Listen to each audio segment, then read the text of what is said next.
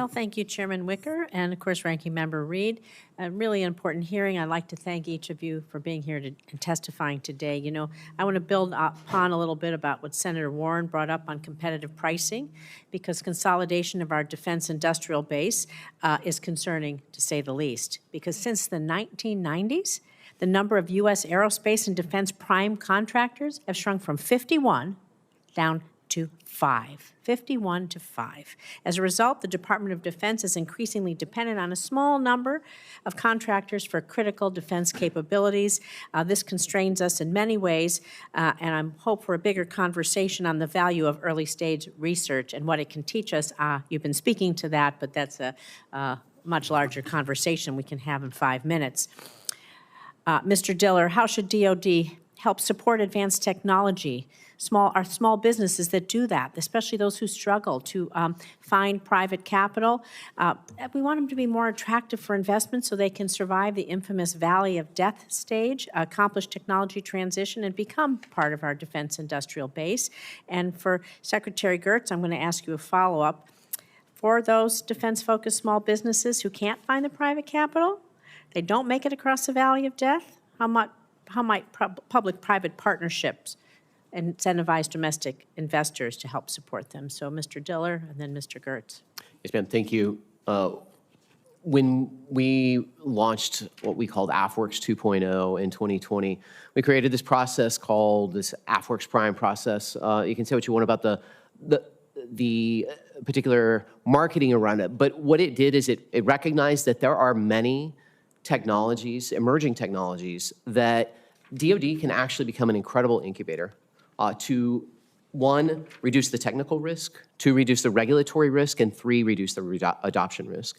And we were able, in a few instances, to actually, I think, establish a dual-use set of technologies to some degree, an actual market in America because of that approach. Because very quickly, some of those companies at the beginning came in on a $50,000 small business contract that we've been talking about. But we were given authorities to turn that $50,000 contract into a $50 million contract over the course of a year. And so speed is everything. Getting the department to understand the critical nature of speed, and as we are in a wartime footing, that is yet ever more critical. Those things have been piloted.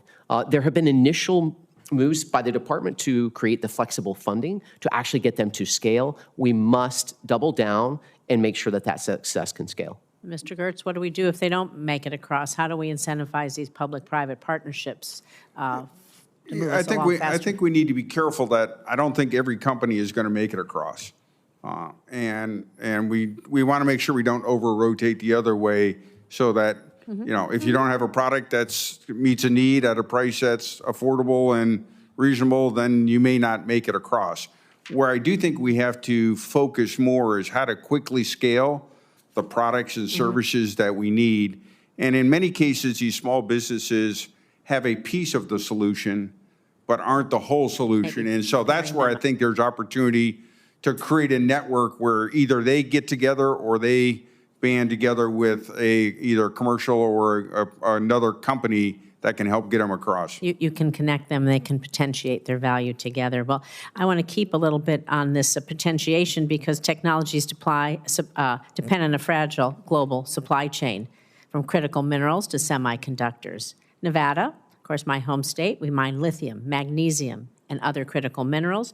Well, we have a role to play in these technologies too, but only if we make a concerted effort to strategically leverage our resources, leverage our advantages to overcome our global supply chain challenges.